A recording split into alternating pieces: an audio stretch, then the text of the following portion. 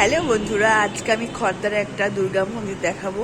এটা খুব জাগ্রত মন্দির, বাট দেখো ঠাকুরগুলোকে দেখো, পুরো পিতলের ঠাকুর, সবগুলো পিতলের ঠাকুর আছে। আর হচ্ছে এর সঙ্গেই আছে শিবের মন্দির আছে। বিশাল বড় মন্দিরটা আছে, দুর্গা মন্দিরটা বিশাল বড় আছে। একবার ঘুরে দেখায়, চলো। এখানে সেদিনকে আমি বসেছিলাম, একবার দেখে নিই, তারপরে আমি শিব মন্দিরে যাব। সবসময় তো জানো যে দুর্গা মন্দির থাকলে শিব মন্দির থাকবে। আর সামনেটা দেখ কত সুন্দর করে গাছ লাগানো আছে, দারুণ দারুণ জায়গা। সেদিনকে আমি বসে বসে এখানে ভিডিও করেছিলাম, আজকে সেজন্য আমি এখানে ভিডিও করতে এসেছি। চলো, এই হচ্ছে পণ্ডিত। কি পুজো? বাসন্তী পুজো।